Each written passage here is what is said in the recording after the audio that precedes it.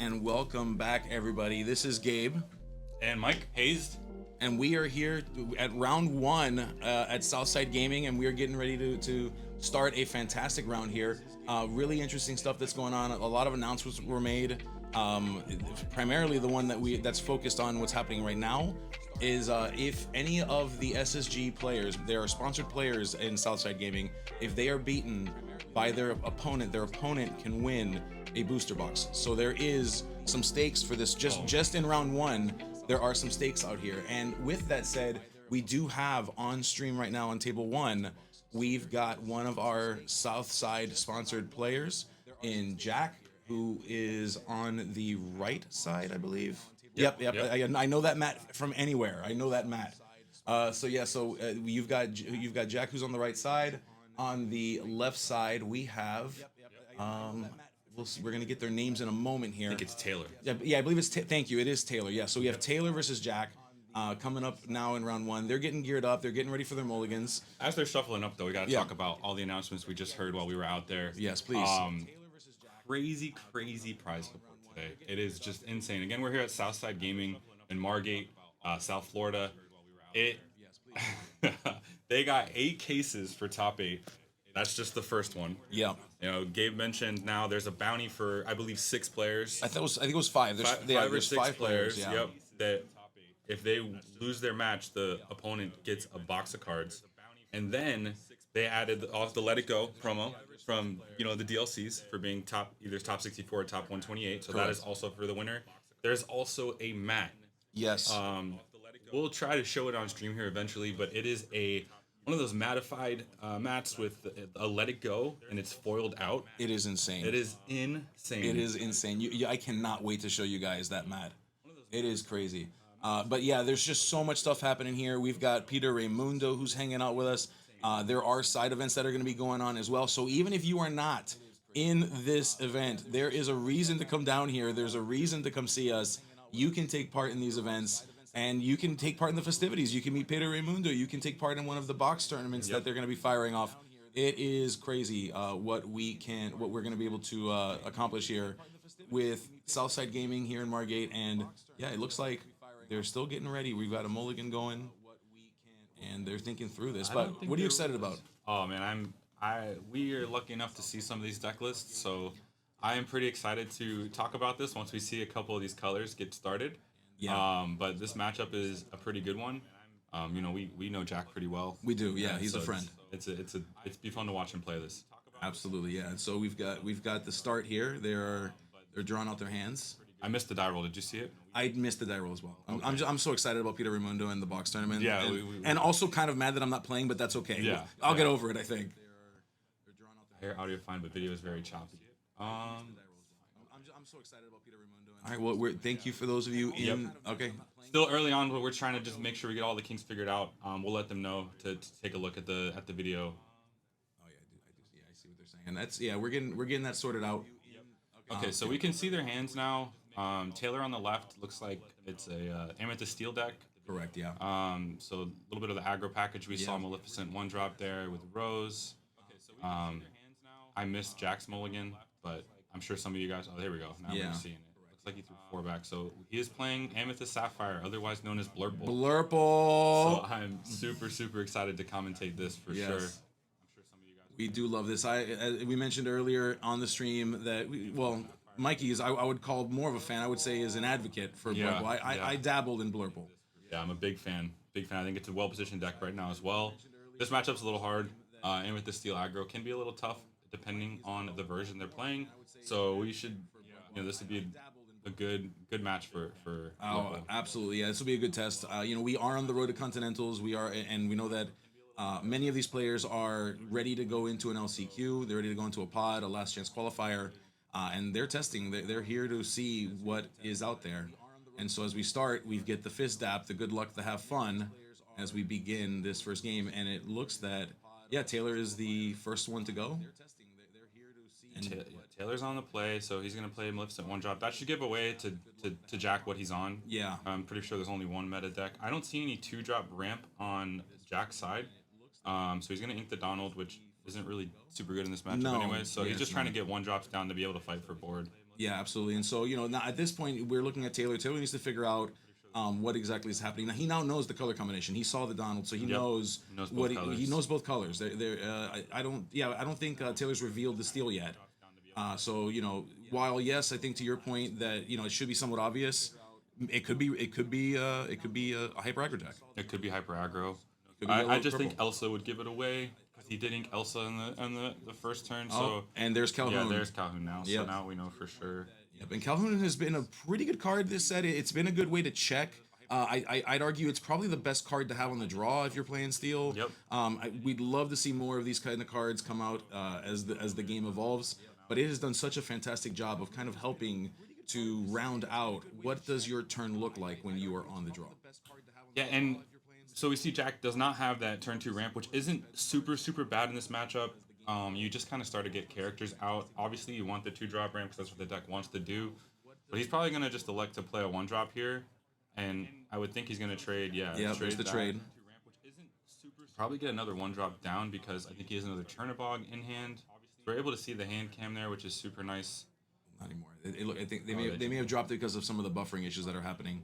So look, while we're working on the stream, I think they've dropped the hand cam, but that's okay. We can still kind of see it from the top view here, which I think is useful too. Oh, that's a really good draw by Taylor. Yeah. Having that Fire the Cannons is a pretty relevant draw. If he can play the board and still fire the cannons to Chernobog, that's a pretty good play because obviously you're worried about Fox, right? Being able to kill the Calhoun if you do quest. Also, Crab is relevant because it can trade into Calhoun again if you quest. So I'd imagine he's probably going to get that Fire the Cannons down. I also can't tell if he's got a dock in hand. Obviously, if you have dock in hand, you don't mind emptying your hand pretty quickly. So I think we're at 2-0 right now on lore. Yeah, I believe Now so. 3. Yeah, 3 looks to like 0. we're at 3 right now. And he is questing with that Calhoun. So he elected to not fire the cannons. Yeah. I honestly think you have to get rid of that bog because this What do you think he's saving it for? Because if I imagine, you'd have to imagine he's saving it for something. So he's at 4 lore with that quest. Okay. Yeah. I don't know what he's saving it for. Maybe he may not have a lot of blurple experience as well. That's possible. Yeah, that's possible too. I mean, you have to think, right? If you're playing against the Amethyst package, you've got a lot of little guys that can net you some stuff. You've got Chernobog that might be facing you. You've got Diablo. You've got Magic Broom. Maybe he's worried about the genie. Maybe he wants to be able to have something to pop a genie that's coming up. a very good. So you'd have to imagine that there's probably reasons to hold it as well. Like I can see like in that moment choosing not to do that. But I also see if you're concerned about how many outs you have to deal with genie, and it might be half of the problem to solve. I do think Jack has Crab in hand. Oh goodness gracious! And I unless it was Goat that he inked, but if he does have the Crab, I feel like, or is that a Friends? Donald, Elsa.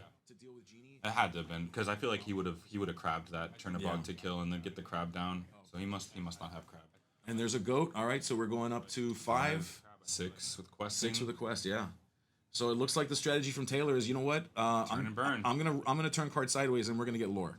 Absolutely. Which, you know what? That's how you win the game. Yep, that is exactly how you win the game. Let's do that. It's gonna be a genie. Like a let it go. Yeah, and there's the Let it go genie. or sail at the top. I'm gonna turn card sideways. All right, so we're passing back. So Taylor's getting low on cards. Also, He he is. hasn't found any of his draw yet. So Jack is not in the worst position right He's now. not. Now, interestingly, Jack has not ramped at all, like 0 times. So he's effectively just playing that package without the thing that makes Sapphire so powerful. And so it's interesting to see. Now, Jack is in a good spot. Jack's got way more cards at this point. Yep. So he's got more options. He's got more outs he can play to. Genie is a scary threat. Yeah. Genie is frightening on that board. The unfortunate thing is with Genie, he can't really kill anything this next turn He without can't. a crab buff or anything. So Yeah, he can't. However, to your point though, the crab can change things absolutely. in Jack's favor for sure. All right, so yeah. And I do still see that Fire the Cannon still sitting there, along with what I believe is a bell. The 5-drop bell that the Accomplished Mystic that allows you to move damage. So This is a good play. This is a really good setup now from Jack. from Jack. Yeah. Absolutely, because now I think if he does have friends, I hate singing friends with Genie. It feels so bad. It feels so bad because you want the 2 lore, so he's gonna do it. I do think you dig for a bell the following turn, Right. because if you're able to find the bell, swing the Donald into the throws, and then Bell to kill Yeah. the goat, that kind of turns the game. But It can, but here's the flip side of that, right? Let's say I pay the 3, I pay for the friends, Yep. and then I draw something that I could have paid for. yeah, Had I just turned that genie sideways. Yeah. You know, the genie is evasive. The genie can be protected, and ultimately could 2 lore be the difference between you winning the game or not? Absolutely, it can be. But you might need more gas. Absolutely. So there's things to really consider here, and I think it's interesting to see some of these play lines. I think he's at 11. That it appears that way. It's very hard to Yeah, see. don't worry. The lore counter. We'll get that fixed for the next game. We will, yes, absolutely. I think it's interesting to see some of these. All right, so I think Jack has Elsa in hand. He does. Yes, and he also has Hades in hand. He does. So he's a turn away from a Hades. He's a turn away from one of his answers. 2 turns away from kind of putting the board in a very unique state, in a very weird state for Taylor. And that Elsa in this color combination in Sapphire Amethyst is such a powerful move. So Hadesing the Maleficent is interesting. Okay, why is that? Because now his goat can be bounced because he's not going to be able to unless he trades the Donald for the goat. Yeah. Okay, why is that? Yeah. Okay, so yeah. I don't know what the lore count is. If it's like 11, this is still fine. But I would be worried to leave goat up. Yeah, absolutely. More than Maleficent. I think there is something to be said about the pressure applied on you as well. You know, when you're facing down that board and you're not 100% sure. Like, granted, Taylor's got 3 cards in hand. There's potential outs for him. You've gotta also respect the fact that if he's running purple, he can draw just as crazy as you can. It's true. I think that might be Doc. It's either Doc or Smee, the last card he just drew. It does. Oh, Yeah, actually, it looks like a Smee. I think Actually, it's Smee, yeah. Yep. It looks like Smee. Yeah, so that's more pressure for the board for him if he can get that down. Given Jack's current state of affairs here, you know, you've got Hades, which is so scary. It's got 6 willpower, 3 strength, so that's a frightening prospect to put anything up against that. But you just can't not play either. You got to play something, and you've got to be able to answer the board. This also is gonna completely level the playing field here. Yeah. Yeah, it is game changing. This Elsa, if Spirit of Winter. Yeah, the Spirit of Winter is dangerous. Okay, so interesting move here. Chose to play the bell, move the damage off of Genie onto the Donald Duck, giving Genie full life. Keeps his goat alive, but Hades is killing that goat no matter what. I guess you're keeping a little bit of lore off. That's what I would imagine is his thought process, right? Like, let me try to lighten the load a bit. You know, he's got Smee, he's got Fire the Cannons. I think at this point Taylor may be in a kind of a state where he's just trying to regain some power while also thinking about what does that next top deck look like? What are my outs? And he chose to sing it with Genie. He hit another Elsa off of that. And that is that's scary. I think he just Elsa's in turns. He does, yeah. So we've played Spirit of Winter, who freezes the 2 characters on board. That's going to give Jack a lot of flexibility, a lot of freedom. I don't hate killing goat here though. Yeah, Just because the bounce factor, right? Like, you got to keep that lore a little lower. And Jack doesn't know if Taylor is on some of the burn spells the purple plays too, right? So you want to keep it 15 and lower is like kind of safe. Yes. Once it gets to that 16, 17 threshold, you're just a turn away from getting burned out. But that does set Taylor up for a nice Fire the Cannons play if he chooses to do so on that Hades. Yeah, and Taylor meeting with his own Genie on the board. And I see what appears to be a Pluto in his hand, I believe. That was the card.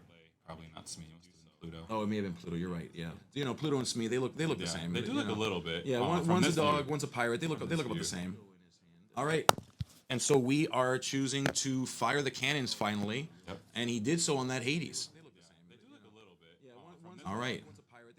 Yeah, I mean, you don't have any more turns left. Once Elsa hits the board, the number of turns you have to survive this fight starts to dwindle. Which I do think, you know, he sung the friends there. If he would have quested for 2, he would have been able to draw, but I don't know, that puts a lot quicker clock. Right? Because now you play Elsa this next turn. He hasn't played anything to board. Correct. I mean, what outs can Taylor possibly have here? You know, like, are we going to see, what can a Gantu do? Now, he doesn't know that there's a second Elsa waiting for him. Oh, I think that was a Mim Snake. It did appear, yeah, so it looks if like... that's a Mim Snake, he's just going to Elsa lock him, right? So you can just quest. Yep. Play the second Elsa. You can do that. We've also seen the strategy where you shift on top of the Elsa and then bounce them both back so that you can continue. So it looks like Jack has decided to... Okay, I like smart. that. I like That's that. Smart. He's being really safe, which... Yeah. probably okay. Now, again, we haven't seen neither the dock package or any of the burn package from Taylor yet. Yes. Yes. And I think that that's how he would get punished with that play because there is a clock, and it's not super apparent what the clock is because you're at four. I think I want to say 14 now. We're still kind of guessing on the lore, um, but I mean, dock into gathering or something like that could be backbreaking, Absolutely. and him not. He's still I think at 3 lore, still a ways away. Yes, there is a there's a mountain to be climbed by Jack. It looks like Jack is in an attempt to stabilize the board, and so he does so by digging for more cards. Jack is looking for answers. He's just digging for answers. He's giving himself as many outs as he possibly can here, and so that's a good thing and a bad thing, because as you're digging for your answers, your opponent may start finding theirs as they top deck. He likes to go shift. Yep. All right, and a quest for 3. And then he has the All right, Fox. Then there's Bounce Fox, both. which will deal with the character on board. Yeah. I don't know if I don't know He's if at 7. they're at I believe 7. it's 7 to 14. Correct. Yeah. Actually, 15. He might have missed a goat I trigger believe. there. Yeah, I believe he missed the goat. Oh no, he. Oh yeah, he did. He did miss the goat. He's adding the one for the white rose. Yeah. Yeah. So it appears as though we have a missed lore opportunity here. Let's hope he doesn't lose by 1. Yeah. Because boy would I be mad. Yeah, I think you just Elsa and hit the Trinabog probably with Mim and then Quest with Genie. Those are potential outs. All right, so we've got a combat here. We got a challenge. There's a banishing of the Chernobog's followers, as well as a quest from the Genie. Yep. On Jack's side, he says go. I think the big thing with Blurple too, I think one of the hardest things to learn while playing the deck is when to just turn sideways. Because again, there's so many things that are fast in this game now. You're just kind of playing with the ticking time bomb. Jack has so many answers in hand though. He can just lock him again with the Elsa and just quest everything. And I think he has lethal on board. Yes, it appears that way. Absolutely. I think he's at 13 now. Yes. So I would just play Elsa and pass. I don't think there's anything. Okay, or bounce it and play the fresh Elsa. Like that's fine too. Yeah, that's okay. I think that's fine. I mean, there is an argument to be made that he might be getting a little bit greedy though. That is, yeah. I don't. Yeah, I think you just play the other Elsa because there's no way he does 6 damage too. You want to go a little wider. There you go, Okay, and they're calling game 1. Yep. All right, so that is game 1. A very quick battle between. Yeah, and with the steel, and with the steel aggro, it kind of runs out of gas, especially if you don't see your refill mechanics, whether they be rabbit. Yeah, I think he saw 1 Genie that game. He did. He did. Doc. Yeah. It can be really hard once you run out of cards. It can be, and what I always think is interesting is there is a belief that the game is won or lost on the die roll, and in this case we saw that Taylor went first. Yep.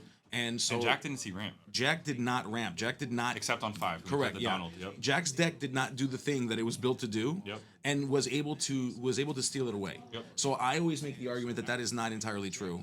I think that we sometimes feel a certain kind of way about that, but there are cards that exist that allow you to take tempo back from the game, and I think Elsa is probably the biggest example of that. I think we saw it here. So the big argument for that is against an aggro deck. I 100% agree. The ramp isn't as needed because if you go double 1-drop into an aggro deck, it gives you options for either double 1-drop gives you Fox or Crab the following turn. And that just helps you control the board so much that you almost don't need the ramp on 2 to 4. Again, specifically against aggro on the draw. On the play, you just kind of run your game plan and they just can't keep up. So I do agree with you though on that. Yeah, Against red blue though, not so good. Yeah, well, fair. Okay, Yeah. I'll grant you that. Okay. It's tough. Now, I think when we think about red blue, I think the opposite argument there is. We've had this conversation. I don't know if you agree with me entirely, but I still think that in this set there are way more bad starting hands for red blue than there are for other deck combinations. Even though we may argue that it's gotten better over the time, I still think it's probably one of the worst. The initial Ruby Sapphire starting hand could be pretty rough, but it draws so many cards and sorts so many cards that it can just find exactly what it needs, and then it just becomes inevitable. As the game goes longer and longer. Absolutely. So that's the only thing with Ruby Sapphire. Oh, that is so much better. Thank you, Jack. Yes, absolutely. That now we can see the lore. This will be great. All right, so we'll be able to see the lore. Thank you for listening. We appreciate that. We are getting into, and look at that. Those, it looks like those hand cams are back. Hopefully, the camera quality will get significantly better as we get there. But thank you so much. Yep, and please keep us updated, guys. If you happen to see it get a little choppy on the stream again, make sure to let us know, and we got Stefan back there helping out. So Absolutely, our production team, Stefan Delgado, a fantastic partner the man, in crime. the Yeah, myth, the yeah, legend. the legend himself. Yeah, Yes, and so as we see, there's a little bit of banter going on the table. You got to wonder here, though, Mikey. So they now know what each other. They know what they're each playing. Okay, we know that Taylor is going to get a second opportunity to go first. So what is Taylor looking for? You know what Jack is playing better than anybody else. What does Taylor need to do to win this game? Doc is super important. Okay. Refilling, going wide. You have to go as wide as possible. You have to be very patient with this deck. I think that kind of shows the true skill on Amethyst Steel as a whole. I mean, Yeah. with this version, we do have the deck list, so I don't want to ruin what he's playing, but you can go a little fast. You have to go fast. You have to. And go wide. So Yeah. it's a multiple thing. I do think that him not fire the cannonsing that Chernobog in game 1 was detrimental. Okay. Because he was able to fox the Calhoun. Okay. And without Crab or anything like that, I don't think he has a turn 3 play.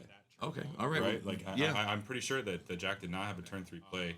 And that could have given Taylor the Yeah. chance to go even wider with Yeah. no answer. I think you're right about that. It's always hard to tell in that moment. You think about that one little micro decision, Yep. that micro moment, and what difference it would have made. And I think you might be right. It's hard to really see without kind of going back Yeah, of course. whether that would have been the game. But it would have helped him be a little bit faster. Yep. Which is the strategy. Yep. This is exactly what he needs to do. So we see his starting hand here. I didn't see what he put away, but There- it looks like yeah. he has a lot of lore gainers right off the bat. I think I saw Yeah. 2 roses and a goat. Yeah, so it looks like Taylor's plan is to run away, right? Like he knows what needs to happen. He knows there's gonna be ramping. He's gonna try to run away with it, and he's gonna do it with a bunch of these with these lore gaining characters that hit the table, gain a lore. Yep, absolutely. Absolutely. Now Jack, conversely, looks like he's got a lot of defensive answers. I see a number. I see multiple foxes in Jack's Yeah, hand. this is a really good start. Even I still don't think he had ramp on 2 again. That is insane. But this is okay. Yeah. Again, because you have 2 1-drops you can play. Maybe he'll draw into another. You go double 1-drop on turn 2, and like I said, you can really fight the board. And that's all you really need to do in this matchup, because we saw it last game. Eventually, they run out of gas, and you have these massive threats that they can't answer, and you end the game very quickly. It's Blurple. So we got Elsa, and this is the exact same start from Taylor on the left side here. He inked an Elsa and played Maleficent just like he did in game 1. Oh, goodness gracious. All right, it looks like we're getting some commentary from Skinner about it looks like there might be something on. So production, if you can take a look at the chat for us, please. All right, sounds I'm good. sure they'll get that rectified. They will. They absolutely will. All right, so we've got that Maleficent that's hitting the table. This is it. Ooh, This is a feels copy. Bad. Oh, All right, okay. so he inked the Fox. Maybe he's electing to go for Mim on 2, but I would almost always ink Mim there instead of the Fox. Because I'd rather play the 1-drop, I think, than Mim, because you want to go wider and have answers. And you're going to need to swing this 1-drop in to Maleficent if you quest with it. Yeah. So the Fox is too good of an answer against this deck.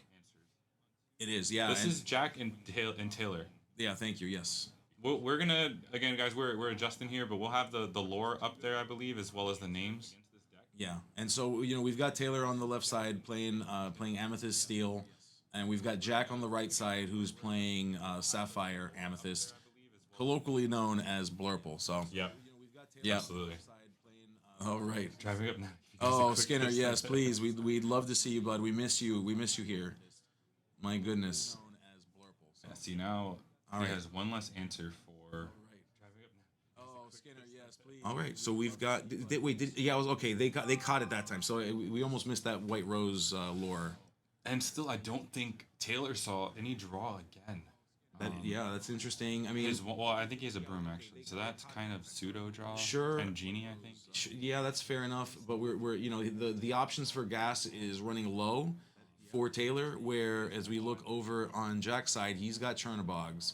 Yeah, Jack. Sorry, I didn't mean to cut you off. No, there, go but ahead. Jack did talk to me right before he started playing today, and we happen to be 2 cards off of our list. So, yeah, I'm excited to see Jack's run today. Yes.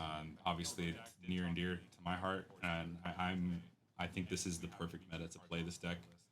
So we'll see how it shakes up for him. Yeah, it's going to be interesting. I will tell you, I might jump on the bandwagon with you, friends. I think I'm going to be a Blurple fan after this. I'm needing some answers to deal with red blue. Room and what are his other two cards in Amethyst and Taylor's hand? Let's see when he moves around, we'll see it better. But if I saw correctly, I thought I saw Smee in there at some point. It might be the one that's on the table. All right, so Snake, we're doing a little bit of bouncing on Jack's side of the table here. So a little bit of early stage setup for Jack, trying to get his footing in the ground here. See, this is if he would have inked that Mim, he's able to at least kill the Smee and have that one drop for the following turn to one drop Fox the second time to kill another threat, banish another threat. I'm sorry, nothing dies in Disney. Correct. Except for Mufasa. Oh my god. I'm sorry. I didn't mean to. That was tough. I shouldn't have brought that up. I'm sorry. Is Jack's deck fully foiled? No, not yet. Yes. You got to give him time on that. Yes, please. All right, so we are gaining more lore. There is a goat on the table, so the lore generation, and as well as some questing, puts Taylor in a good spot. Taylor's got 9 lore to Jack's 1, so Jack is of course in a mode where he needs to consider, can he boost up his Inkwell? I think he has a bell. Who's that? Who in whose hand? Jack's hand. Let's Elsa Bell. Oof. Okay. So this is a pretty interesting turn. Okay. Tell me about it. He can set up either to kill. He could banish both targets and leave a Chernobog up. To set up for the following turn, or he can. There's no genie, so he can. Yeah, those are certainly some options that can be done too. I think there's a bit of like when you think about like two peacocks dancing and showing off to each other. Exactly. That opening segment here, like I think Jack needs to show that he has the ability to put a board out, and at this moment control that board by doing exactly what he just did. Right, just use them for what they are. Help keep Taylor low on that board presence. You've got a goat on the board, but you've only got 2 cards in hand, Taylor. So, I dare you, I double dog dare you to get more characters down and try to figure out the puzzle that is, how do you get more of this stuff? How do you get more lore? We'll take a look at the double audio as well. We'll let production know. Yeah, absolutely. Thanks for letting us know in the chat. Thank you so much. We will get that resolved. Now, this is hard because he doesn't have a character out, which is why I think I would have elected to bounce, leave a 1-drop up. Now you're right. Now, did I see? Was there a Hades in there or no? There's not a Hades. There's not a Hades yet. Okay. He finally found his turn 2 ramp, but a couple turns too late. Right. Turn 2 ramp on turn 5 is not where you want to see it. But I mean, that does give him an option to play the Tipo with either using the trigger or not using the trigger, and then able to banish the goat by bouncing the fox. Yes, absolutely. And so we've got a sideways goat. Now there are answers if Jack can get. Jack has some smaller options here. Jack could Tipo and then drop an ink in order to play the fox. Oh, never mind. It looks like Taylor had a fox of his own, and so Taylor will do that. Okay, now I think Jack's line has to change here. Yeah, I would agree. This does change things. I mean, I think that's what's really cool about Amethyst, right? You think the board state is one way, and then suddenly it's not. Play Elsa. Yep, that's exactly good. What I would do. All right, Jack. Great job. So Elsa, this spirit's gonna come down and take out Maleficent. Yep. This is gonna set up for another interesting turn. Melee Link, we can probably put that in the chat there for you, Mongo, in a second. Just give us a minute on that. Production will get you that information. Okay. Oh, he can't. I was gonna say if he could swing that Elsa into Genie and Belle. Okay. It's not gonna work. Yeah, so is it just not enough lore, or not enough ink? Well, he doesn't have a way to exert the Genie again. Okay. If he draws another Elsa off the top, that would be fantastic for Jack. Yeah, and I mean, at this point, Taylor is just taking the opportunity to turn card sideways. Elsa can be scary. There's a potential shift target. On the way, we are a turn away from being able to shift an Elsa. Taylor doesn't know whether or not Jack's got that Elsa. So as far as Taylor knows, I think it's shift Elsa here. I believe I see shift Elsa in his hand. Do we see is there one? Jack is very quick at show. No, there's not. I'm sorry. Yeah, I didn't think we saw one. So it's this bounce. Yeah. if I would imagine it, yeah. So at this point, you are in a place where Jack needs to just dig and find that, because that will, just like it did last game, it's going to change the dynamic of this game. Absolutely. And so without finding that Elsa, that's going to be tough. Now, We see two goats in Taylor's hand. Okay, yes, we do. So effectively, this quest is rough. It is. It is. It's gonna get super super close now. It is. Yeah. So if you quest a genie, that puts him to 14. He drops a goat 15, which effectively is 16. Yep. Because oh man, what was that? Was that? I'm pretty sure that is a Big Daddy Gantu. Oh, that is Gantu, and Gantu is one scary shark. Oh, we're zooming in on the hands. I'm quite certain that was Gantu played because I see 5 ink tapped. All right, we're back. Perfect. This actually is not that bad for. Well, it's still pretty bad for Jack, but he does have the bell in hand, so he's able to swing that Elsa into the genie and then kill Gantu, banish Gantu. Which is exactly what it looks like maybe happening. I don't know though, because how do you kill the genie then? Because genie's just gonna get another 2 lore the following turn, but Gantu getting 4, so you have to kill it. You have to banish the Gantu. Forbidden Mountain in the chat. Hey there, Forbidden Mountain. How's it going, friends? Yes, hand cams is a weird look. That's why we had to throw it at you. But we are so glad Making to sure have you guys are on your toes, that's all. Yeah. So we're glad to have you here. So thanks for joining us here in the chat. Thanks for joining us on stream. We've got a very, very scary board state, but it's not really represented in Jack's lore count. So it looks like Taylor is on the move here. Taylor's got that first goat down to 15, questing that genie 17. puts him. Yeah, so he's getting close. So effectively 18 because and another goat in hand, which is effectively. Yeah, 18, which is a game. So if the goat can come down, unless how did the genie take damage. was there a transfer of damage from from the bell? No, he put the bell damage onto Gantu. Did he? I'm not. I'd have to go back and see. I'm not sure. Oh no, he healed his Elsa. I'm sorry. He healed his Elsa and left the 2 damage on Genie. Swung the Elsa into Genie. Okay. All right.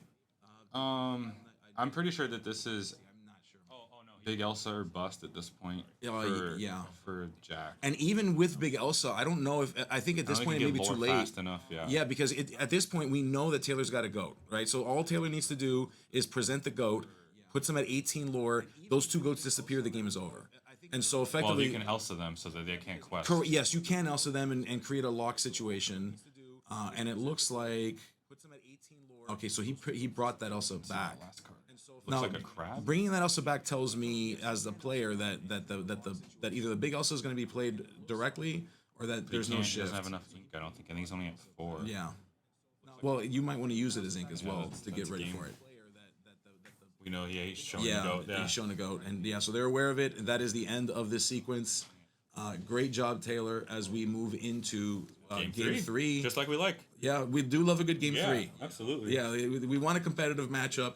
Now, Taylor is playing, on top of the fact that he's playing to win the remainder of the tournament, as we mentioned earlier, for those of you that are jumping on stream now or are just recently jumping on stream, Jack is one of Southside Gaming's sponsored players. Absolutely, one of the bounties. Exactly, Mikey. So that makes him a bounty. And so what Southside Gaming has done is anybody who can beat one of their sponsored players in a 3 series match will win a booster box. Mm-hmm. So yes, this is so that Taylor can move forward, but also there's a booster box on the line, which is kind of sick and really exciting to get to watch this. So will Taylor win this box? Now Jack will get to go first. For the first time this match. Exactly. For the first time in this entire sequence, Jack will get to go first. So we'll see if Jack can take advantage of going first and getting that advantage in his favor. Yeah, Forbidden Mountain. I'm not sure if you heard earlier, but they made it an 8-case tournament. They made it free. They are giving a Let It Go promo out for the winner, and they have a bounty for 5 players. Correct. Like you mentioned. So if you beat any of those players throughout the entire tournament, including top 8, you get an extra box of Azurite Sea. And Peter Raimundo card for the champion, I believe, as well. Well, Correct. Every player is getting a Peter Raimundo signed Correct. New Dog, Stitch New Dog. Yes. And then there is a mat done by Matified Customs of a Let It Go with the foiling done on it. And it has the name of the event.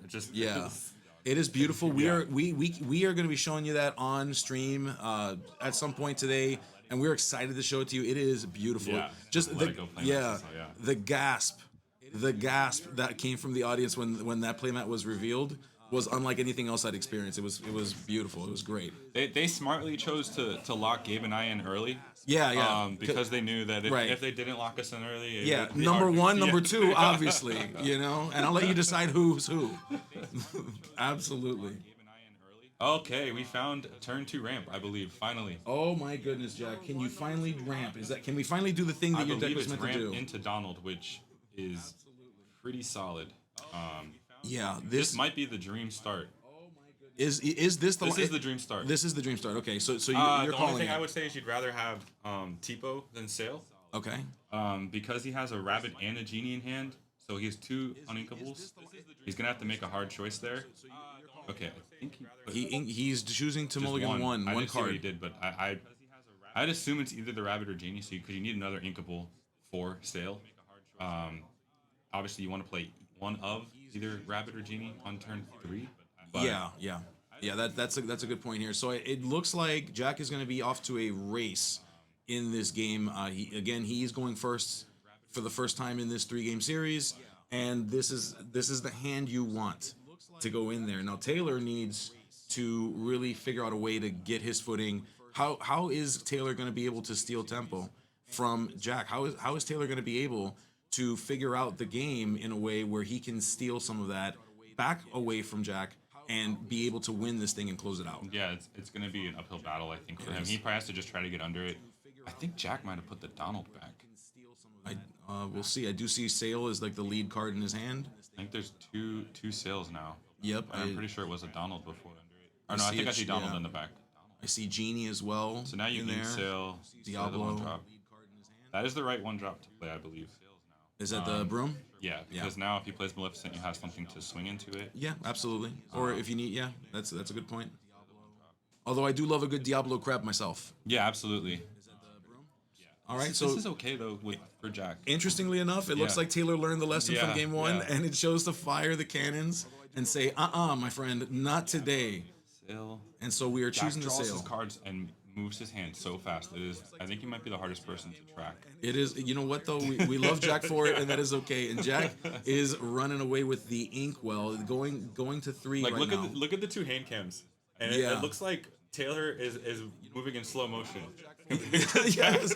Yeah, we've spent. Yeah, it's 1.5 speed Yeah, on Jack's yeah. hand. We love it. It's There's a awesome. Calhoun. There's a Calhoun, which is It's okay. yeah, it's a little annoying, but Yeah, it creates a very interesting warped state of the board. It does put the opponent on a place of, okay, well, what do I turn sideways? What don't I?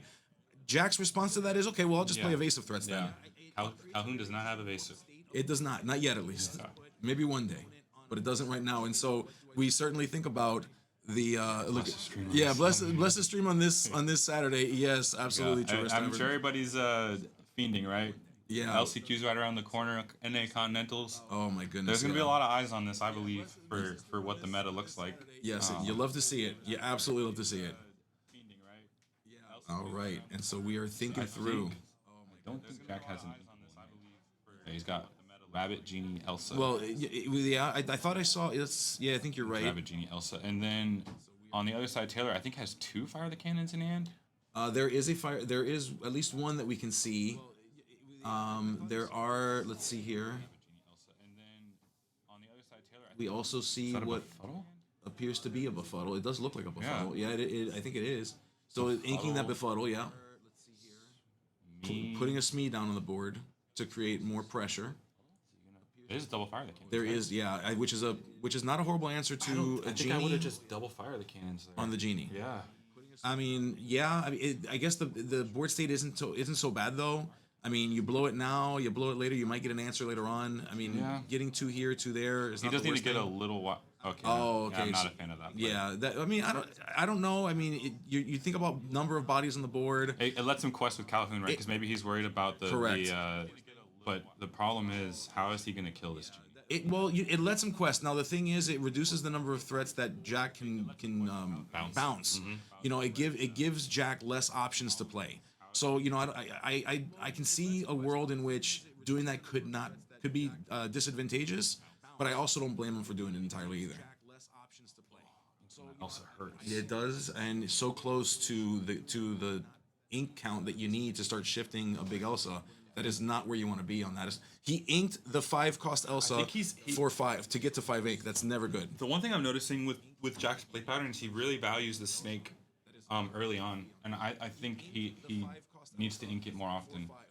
Fox I get with not inking because you want that in this matchup, but Elsa is very very good, especially if Taylor plays like a genie here and you're able to Elsa and remove his genie, he's gonna have a really hard time ever killing these evasives. And you're just gonna be you're gonna just be turning them every turn. Yeah. And then he also has the big Elsa in hand, which is why 5 cost Elsa a lot. I just think he might be overvaluing the snake a little bit. That's I think that's a fair assessment to make here. You know, the snake is powerful late game, especially when you're talking about the ability to bounce.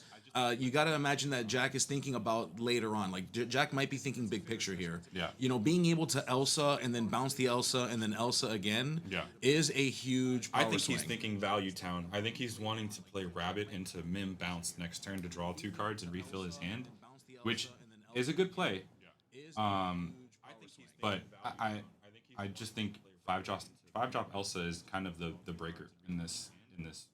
Yeah, it does create a bad state for Taylor, dropping that, turning a character sideways, creating a bad trade for Taylor. You know, getting no value out of a card that he just put down can certainly create a state for Taylor that it's going to be hard to come back from. So I see in the chat you mentioned snake bouncing genie. Not a big fan of that because you're not getting the value you'd get off a rabbit, right? So if the genie had some damage on it, maybe, but you want that lore gain in this battle because he still does not have it. I mean, he had to use 2 cards to kill the genie at that point. Yes, that's correct, Forbidden Mountain. We have the deck list. I don't want to spoil his deck, but that is what you've said is true. Yes. But yeah, so just going back to the snake play, I personally would rather play rabbit first and then bounce the rabbit back and keep genie out. But I like the lore more than anything. And now he's going to play that genie back down, which this is fine, but he would have drawn 2 cards there and had a genie that only has 1 damage available. How does Taylor kill that genie? I think that the answer is that he had to kill the genie is gone at this point. I mean, you've got the bell, you've got a fox, so I mean, he's going to have to create some weird magic of moving damage to it. I think at this point you have to accept that it lives, and you just need to move forward until you draw an answer that lets you deal with it. Because what we're seeing in Taylor's hand is Bell and Fox. Yep. We're seeing the Mystic. We're seeing the Accomplished Mystic. Yep. We're seeing Fox. But the Mystic is kind of dead now because I don't think Jack is ever going to leave damage up on Taylor's characters. Yeah. Now there's a chance that Jack swings into something and leaves some damage on his end, and Correct. he can move that damage around, but that's not exactly how you want to be using those bell triggers. Yeah, that's absolutely the case. You know, and RMB, I see you in the chat, buddy. How's it going? RMB's calling it out. RMB is calling for time for TOD. That is not nice, but we don't fully disagree with that sentiment. Yeah, It's tough. This is a tough spot to be in for Taylor. You know, what can you do? You're in top deck city. You're hoping for the best answers. We see that the answer that he drew was another fox, I think he had that in which is hand. tough. Yeah. Or did he ink that to play the bell? He inked it, and then that's what he drew. That was his top deck. That's rough. Yeah, this is not great for Taylor here. No, he is sputtered to a crawl. Elsa. Yep, he is sputtered to a crawl. There's not a whole lot of outs here. Yep. Don't throw that bad juju on the players. I'm so sorry. Listen, we're here to call it as we see it, okay? And we have to accept that. And as we see, Taylor's board state of no characters. He's in top deck mode. He's putting down Pluto and hoping for things to stick. At this point, Jack has stabilized. Yeah. Like fully stabilized. And Jack is running away with this game. And moving 3, 4, 5, 6, 7 lore in a single twist of cards. And so so this game is practically over as we are rounding it out. Says go. Lets Taylor see his card. Yeah, and he's threatening to 5, Yes. He is 7, 8 Yeah. for the following turn. There is a check on the board. Yeah. Taylor calls it. That's gonna be GG. And that is the end of round 1. Victory for Blurple. Yes, a victory for Blurple. Congratulations to Jack on that victory. Very hard fought victory. Went all the way to game 3. And ultimately Taylor, did he was a very valiant effort, very good effort, but ultimately it appears as though it just lost the steam there. Yeah, yeah, absolutely. Which we saw. I mean, how you can see it now in his hand. So I'm going to talk about it. Yeah, Taylor's playing docks, and he played 3 games and did not and see did a not single see a dock. single dock. And we talked about how does Purple Steel really ever beat Blurple, especially on the draw. It's pretty rough, but you have to see docks and go super wide. I think that's just a brutal hand for Taylor to deal with there.